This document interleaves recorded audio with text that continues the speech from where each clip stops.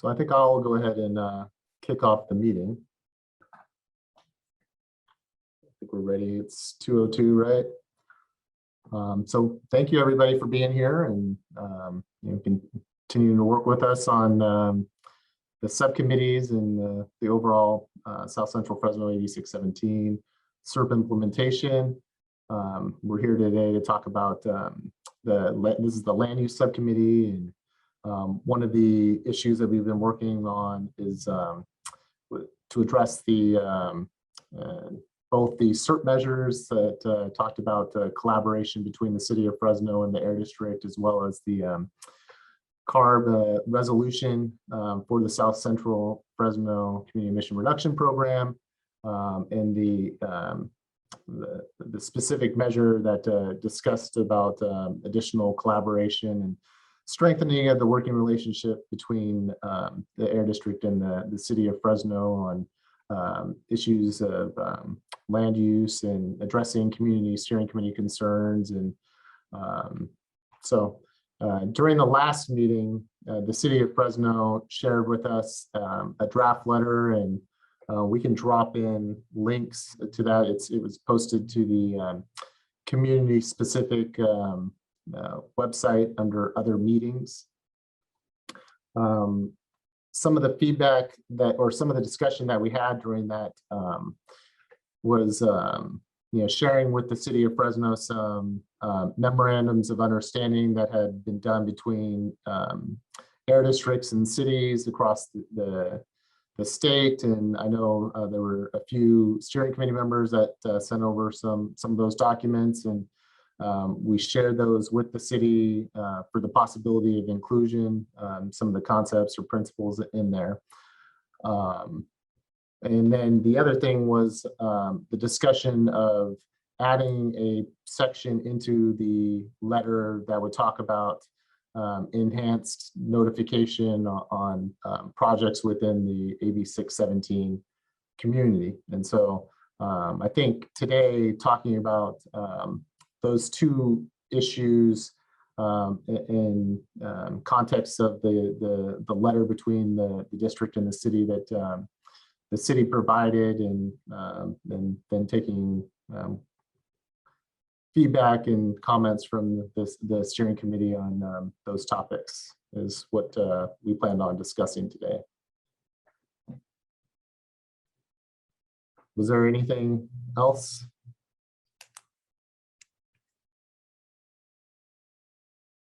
Okay. So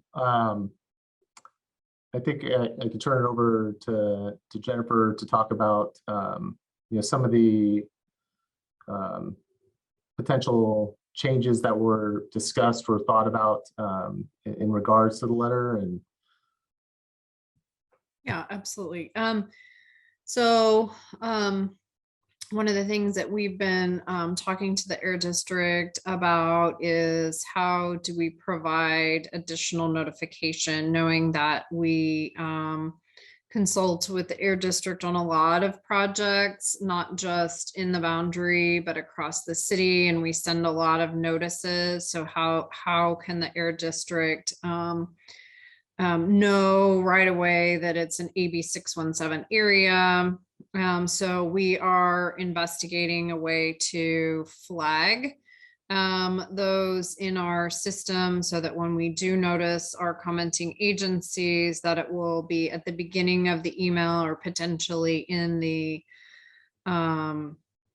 reference line in the email, so that the district is knows and that this is a priority area to review and evaluate the types of applications that we discussed at our last meeting. So we're in the process of investigating that, and we'll be working with our programmers to see what it would take to do that within our system, which would allow the Air District then to evaluate those, and that's at time of application.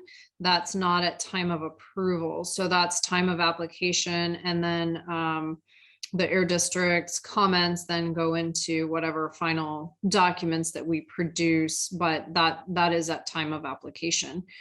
So, I think that helps in terms of timeline, in terms of allowing more opportunity for the air district to consult with the committee or to provide information to the land use committee on how to comment directly to the city through their established processes. So that's what we've been working on since our last meeting. Yeah, no, we definitely appreciate the city working with us on this important topic and the thought that they're putting into it. I think it is important, that Jennifer talked about the mechanism. We definitely, we as an agency also receive, thousands of projects, not only for the city of Fresno, but, for the other 8 counties that we have jurisdiction over. And so we definitely appreciate them looking at a programming aspect that that would flag it for us. That way we'd be able to get that out to the community steering committee members as quickly as possible, understanding that there's limited periods to comment on these projects. So thank you, Jennifer.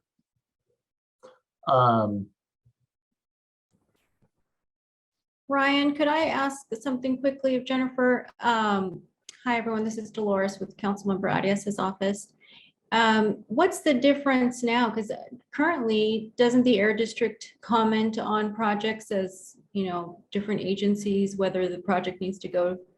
I mean, isn't that already the current system? Yeah. Right. So go ahead, Ryan. I was just saying, Dolores, did you have a chance to take a look at the draft letter between us and the city? I did skim it, yes. Okay.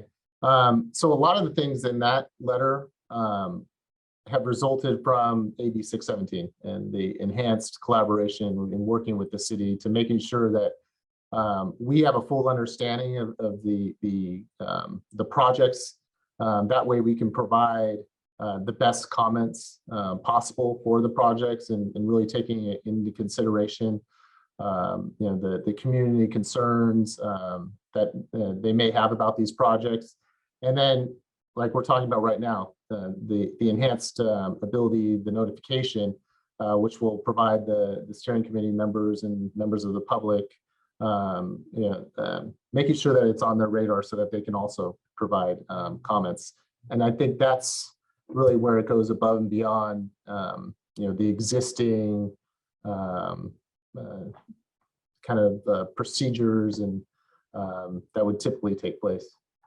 And I apologize, Jennifer, I think you may have. No, that was great. Thank you, Ryan. So Dolores, good question. So we send a lot of notices to the Air District. So any of the projects that were discussed in the letter are sent out to our commenting agencies.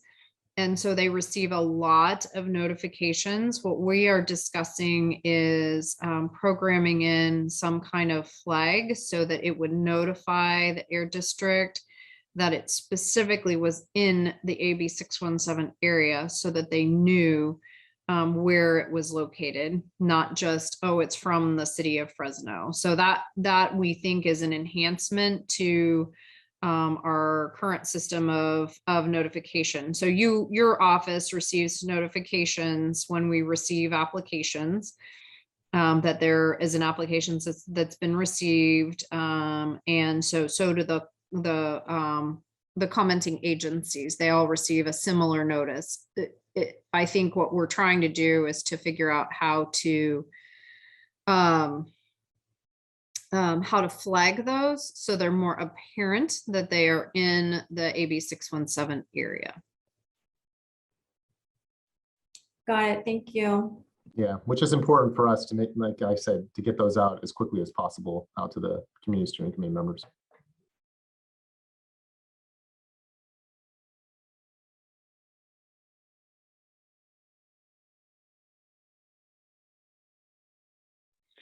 Hi, everyone. This is Ivanka. When I'm thinking about the Southeast, the biomass facility that Nyameen would be bringing up, brought up on our last call, in that process, I know there was some kind of finger pointing, and the whole point of an MOU with the city is so that we can get away from the finger pointing of who's responsible for making contact with the 617 CSC. Whether that's talking about that biomass project or whether it's talking about the Caltrans 99 North Avenue projects. Both of those, both entities outside of the air district are in this point of stating we have good communication with the air district. So while we're working on this MOU between the city and the air district, it's just as important as the trickle across, not trickle down, but a trickle across to the CSC committee with the information that may be discussed between these two entities. Because the only way, or else you're always going to hear the community saying, why weren't we notified? And so as we're talking about trying to make sure that there's a process for the flagging, that might be the step one, but the step two of this process is pointed more at the air district of, once you know that you have that information, then what will be the protocol and the next step for making sure that the steering committee and community have that opportunity to be engaged. So to me, they're both equally important, so that it just doesn't drop, the ball doesn't just drop halfway through the process and then saying, well, we informed one entity and now it's up to the other entity. Like, to me, this is the space when you're talking about what collaboration looks like, and not just pointing at the finger from the air district to the city or the city to the air district. And so what will be that next step beyond a programming of a flagging system? Because up until now, there have been already a lot of things that maybe the air district has commented on and didn't bring it to the attention of the steering committee that, hey, we took this stand, or we are of this opinion, whatever that opinion may be, or comments made. The community, there's still that lack of engagement that's happening. Yeah, so I think, and I probably didn't do a good enough job explaining. So the flagging on the city's end, we would then build in systems that it would get sent out to all the steering committee. Like if we know what that flag is, we can build in procedures on our end to make sure that those automatically get sent out to all of the steering committee members. Ivanka, I don't, when you're talking about the, collaborating, beyond that, maybe you can kind of share what your ideas or concepts on that are. Well, whether you are flagged or not, there's information that has already come through that just stops. And there's not an upflow of, okay, community would be concerned about such and such project. That project then should have an opportunity to be discussed, whether it's in the land use subcommittee or within the main primary CSC meetings. Because right now it's still a thing of, oh, well, we let the community know. It's no different than when the air district at this point sends out a notification that, hey, there's going to be an update or a workshop on rule ABC, right? Like whatever that rule number may be, that might be sent out. And you can hit that check mark of saying, well, we let them know. But if you are supposedly the experts on certain rules or whatever that land use process may be for the city, that's still not true engagement, which should include discussion with and an opportunity to have questions answered.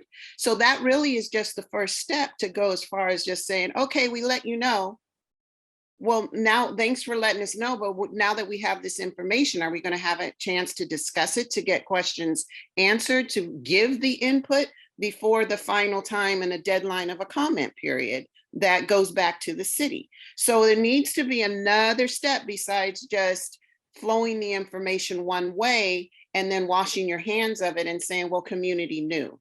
There should be a backflow of saying, we're having this discussion because without the input of the community, you're going to keep doing the same processes of creating policies and plans and projects that aren't truly taking into account the people that are going to be impacted on the ground.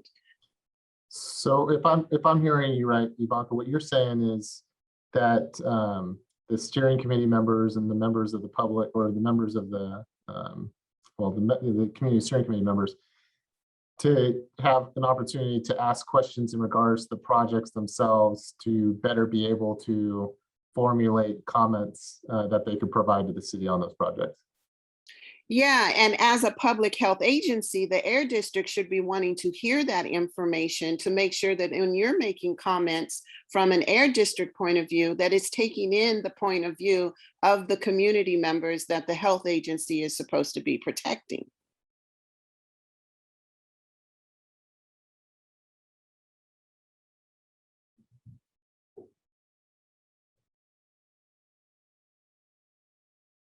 Okay. I think we'll take that down as a suggestion. Thank you, Ivanka.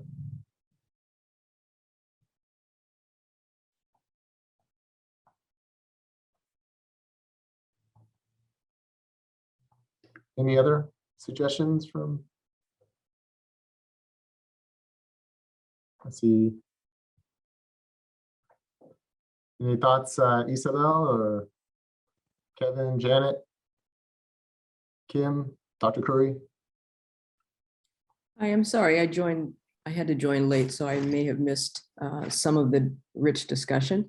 I just had a separate question. I don't know if you've already covered this or if this is something that would be covered, but there's a District 2 project review committee that's meeting on Monday. District 2. And so on their agenda, they have an item P21-06039, which is a text amendment that is citywide that really speaks about an overlay of industrial area as a way to transition to mixed use.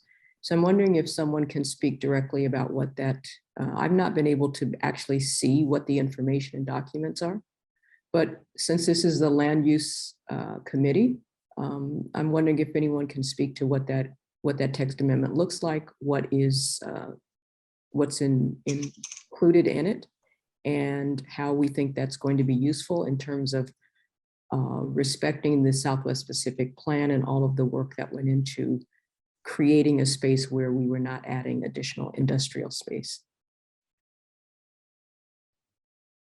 Yeah, thanks, Dr. Curry.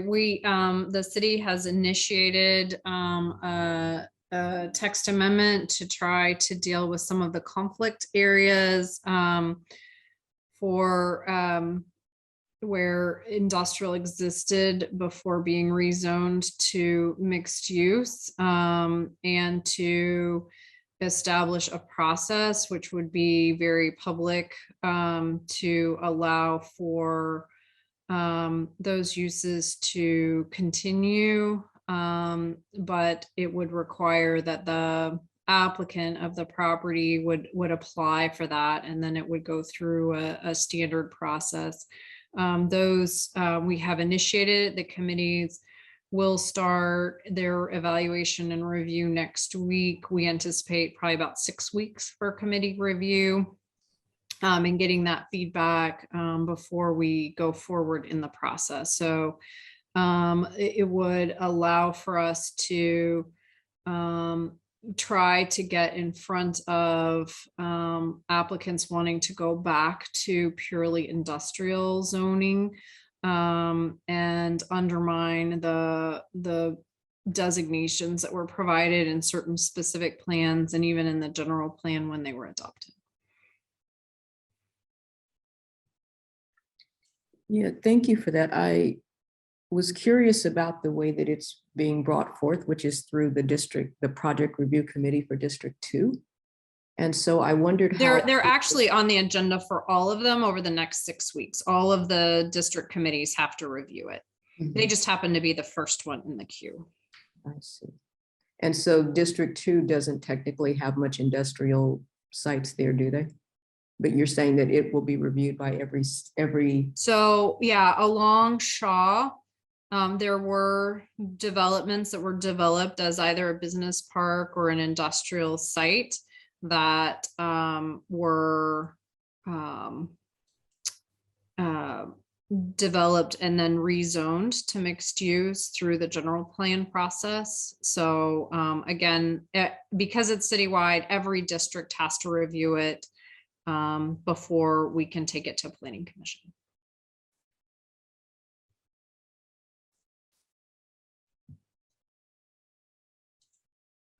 Thanks, Jennifer. I see, Vaki, you have your hand up. Yeah, thanks, Dr. Curry, for bringing this to the attention of this space.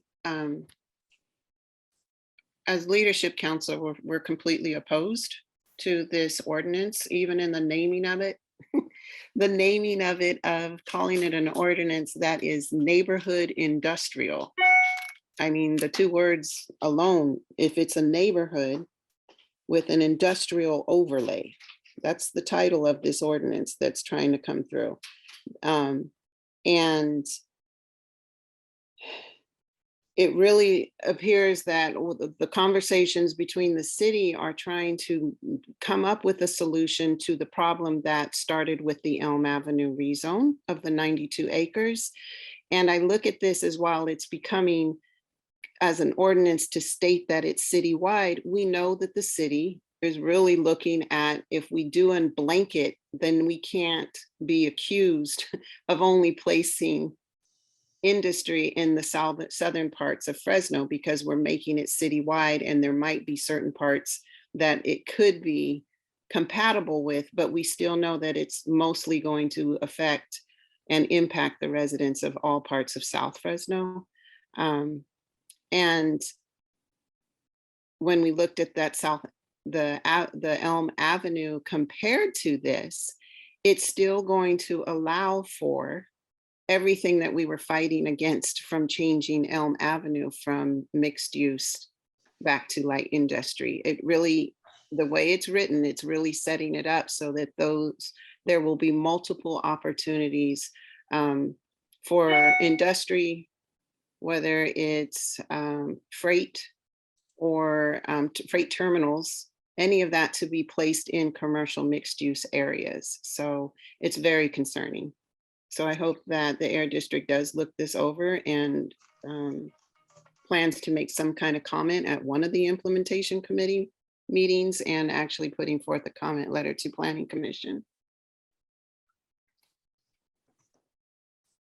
is the documentation, the actual content of the text amendment or the ordinance, is that available for review? And if so, how can I take a look at that? I've not been able to open. I put it in the chat, and then when you open up that agenda, I don't know if you're on phone or not, but under the main agenda, it's listed under the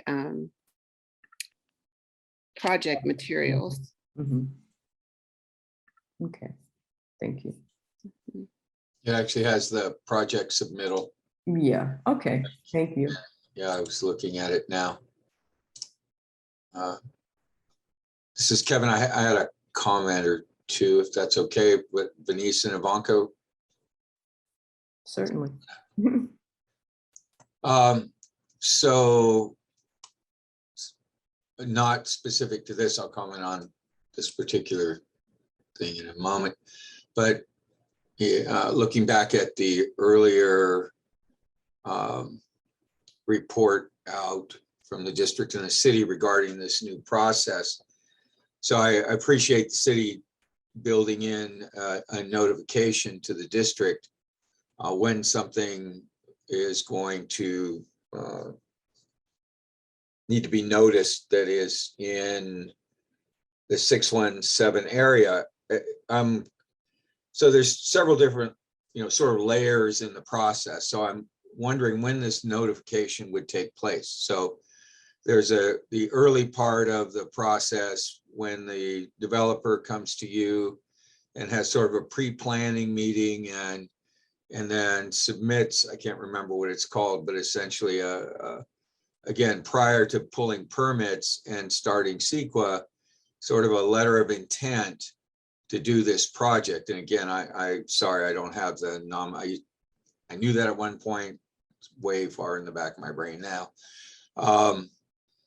And so at that point, is that when you would send it to the district to notify them that this is coming?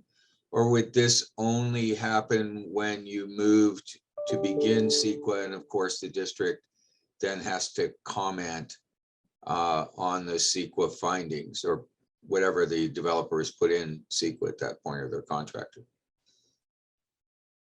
Does that make Right. sense? Can you Yes, tell me if that? yes, no, that was a good question. So when we determine that an application is complete, we send notices to all of our commenting agencies, including the Air District, prior to completion of CEQA. But CEQA has already begun at that point because the application's complete, right?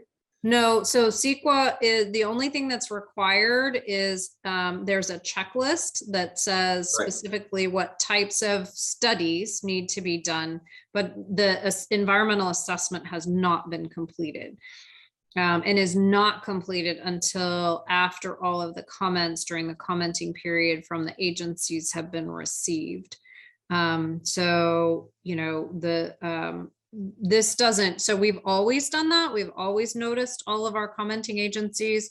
What we're recommending is that we investigate flagging projects geographically that are in this area so that the Air District can put it at the top of their mailbox and notify whoever else needs to be notified in the process. Okay, so again, that would begin, that would happen at that time of your initial notification. And right at the beginning of the process, not at the end after the EA is completed. And the developer would have already, though, gone through the CEQA checklist and put their information in. What they believe is they answer questions, right, and then we say, no, you need this study or that study or whatever, or a commenting agency has asked for additional information. Then that's then before the EA is actually completed. Okay, so then the commenting agency looks at that. Now it's going to look at the whole section, not just what the developer has said, and evaluate if the developer's facts are accurate or in need of more information. I don't know how our commenting agencies review applications. I certainly can't speak to that, but they are sent the entirety of the record.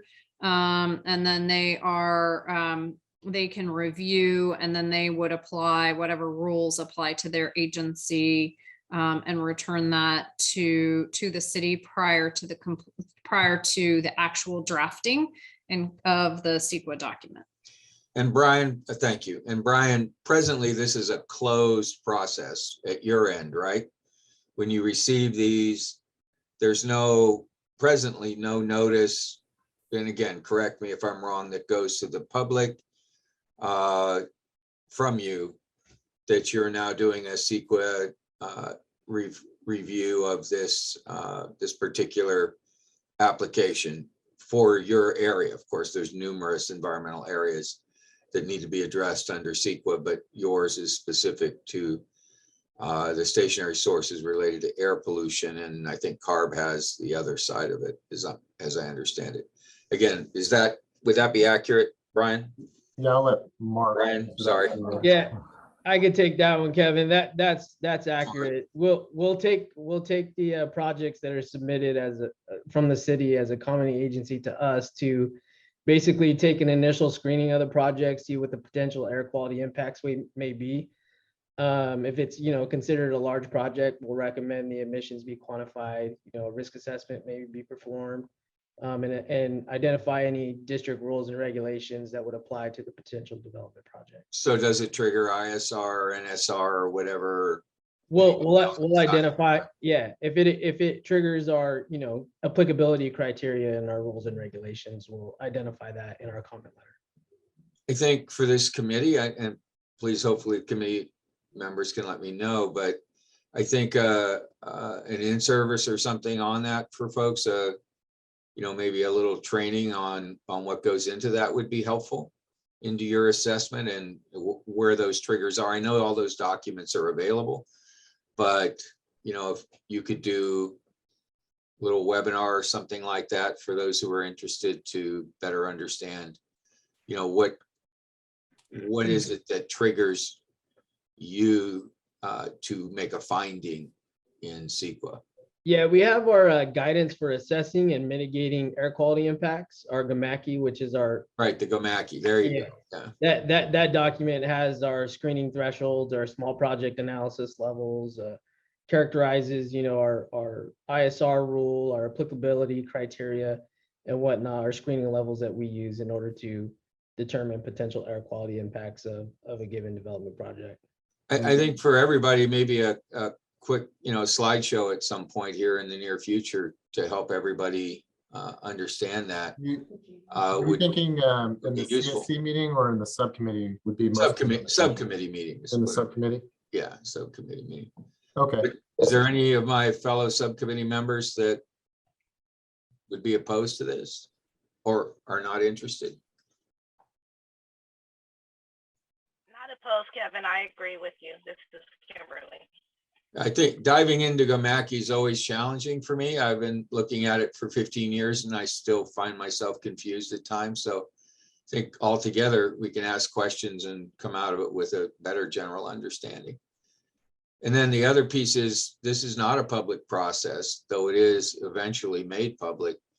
So I think, and again, going back to the committee and potentially the CSE, this committee at least will probably want to be part of at least those review or get noticed so that we can see that this project is coming and what your decision is on the project. And Brian Moore, by the way, I see you in text there.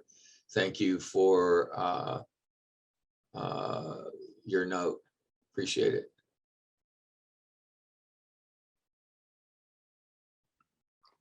And it looks like Janet would like to get a link to GAMACI. So I think that's it for on the face of that. With regard to this particular issue, I think it is terrifying when you live in a community and you look at a document like this that suggests that you want to create something called neighborhood industrial overlays on my neighborhood.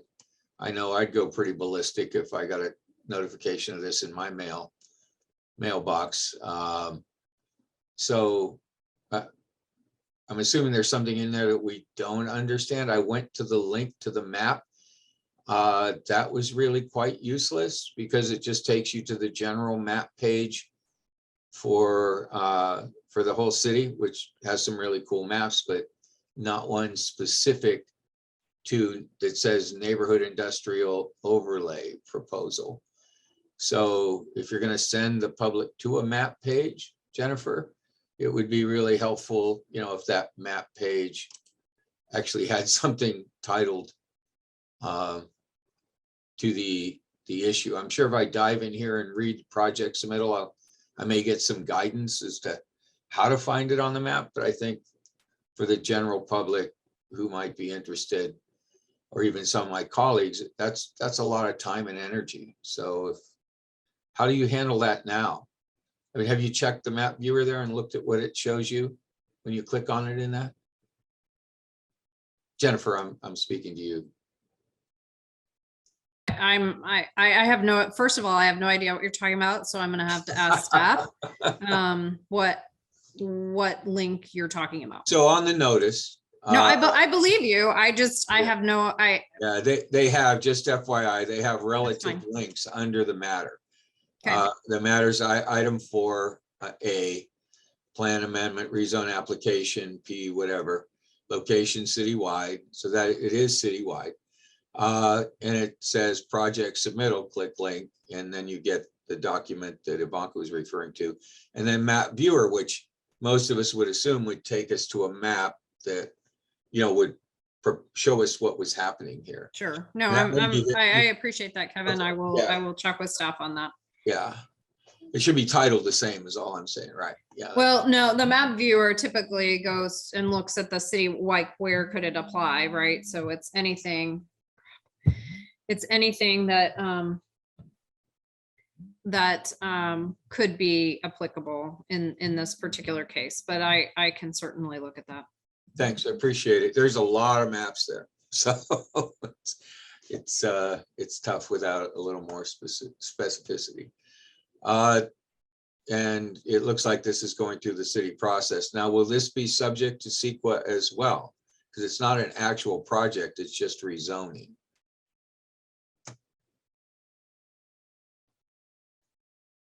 Anybody know? City, Air District, any comment on that? Sorry.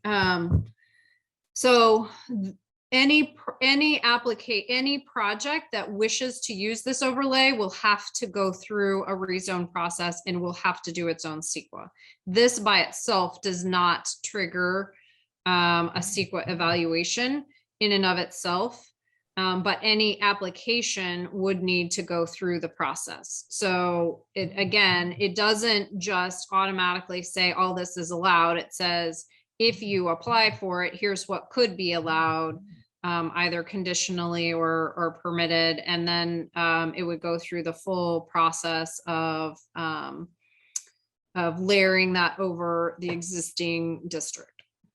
So it says right now that just if you could help me understand that to codify the temporary preservation of certain legal non-conforming uses for parcels that are currently zoned, blah, blah, blah. So this applies, there is a temporary non-conforming use already applied to this? Yeah, so this would be in cases where there are buildings that were built legally and there are legal uses in them that are now legal non-conforming uses because later, after they were already established, the city rezoned them to something else. So this would allow them to continue to operate and to allow businesses to, if it's a tenant, to change tenants in an industrial building. But to do that, they would need to apply this overlay, if that makes any sense at all. Well, it seems, excuse me, I'm not saying that it is, but it seems like a backdoor to a CUP. For Some of them would be CUPs, some of them would be, permitted uses. It depends on what they're applying to do because every area is going to be different. But it could be, that could happen. Right. Anything that's listed that's listed as a conditional use in the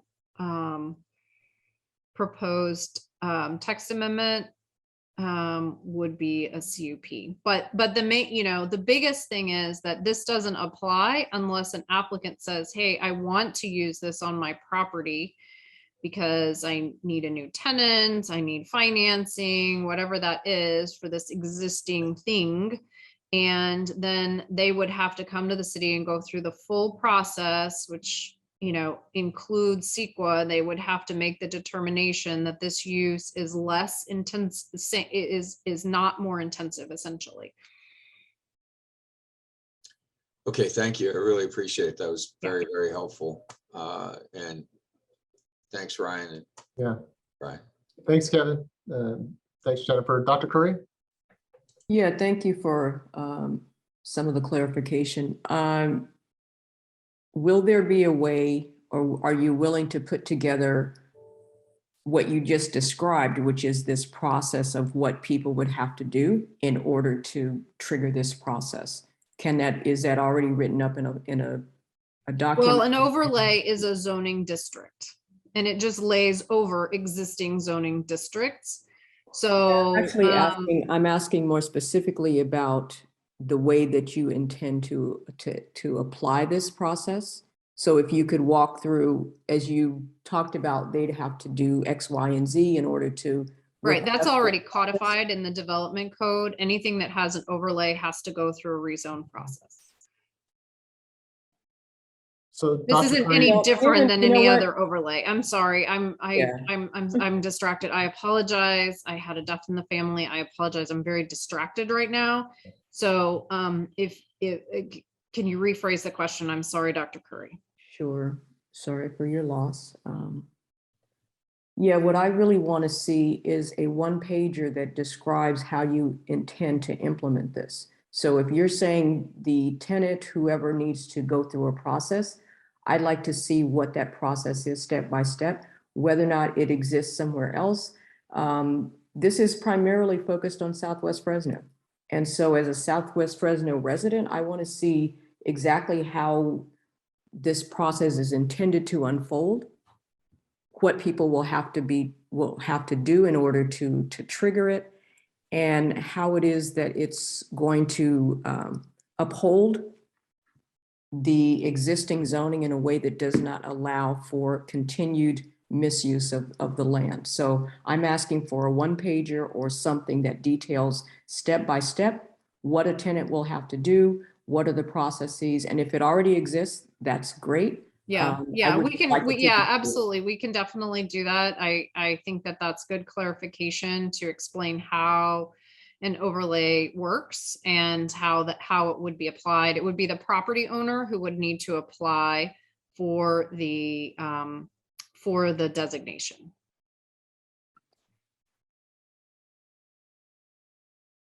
Yeah, I feel compelled to say that it does seem as if this is a really creative way of gathering support for the process without it going to Planning Commission first and doing a little bit of a roundabout in terms of who it really applies to. And so for those reasons, I'm really unhappy with the way that it's been handled and the way that it's proceeding. And I understand what the wording says about its intent, but the process and the content seem inconsistent. Yeah.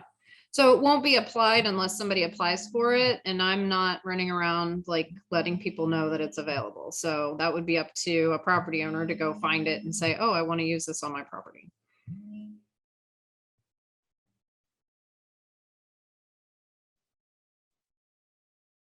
Thanks, Dr. Curry. Thanks, Jennifer.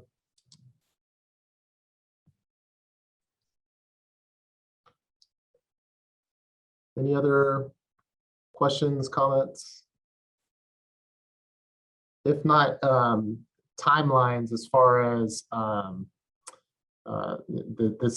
city of Fresno and is currently working on incorporating the things that we talked about today, and kind of looking at their existing processes and what opportunities they have on the notification. The next step, I think, would be to update the draft letter that had been provided. And Jennifer, do you think by the end of the month would be a time that could be provided to the steering committee? Yeah, that'll give us time to make sure that our system will do what we think it can do, and we will update that letter. I've already discussed with the city manager, because it's under his obviously signature, this process, and he's supportive of it. And we just need to figure out how it's going to work and be more clear. I think the question at the last meeting was additionally, can you be more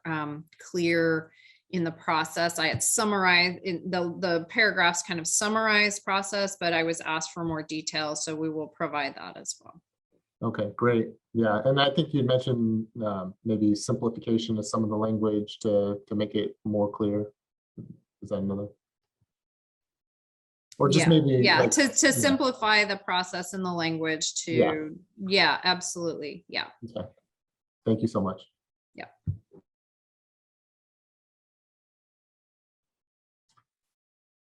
So I think with that, then I think we have good direction. I think we have good next steps, and I think we'll get the letter out. And I think and once we send the letter out, we'll probably send it along with a doodle poll to schedule our next meeting. And there were some other points that were brought up in regards to Ivanka's suggestion. We will definitely look into that and some of the other comments that were made. And we'll look to bring that back and have a discussion about that the next subcommittee meeting. So I really appreciate everybody's time. Thank you. Thank you. Gracias. Thank you. Thanks. Good afternoon.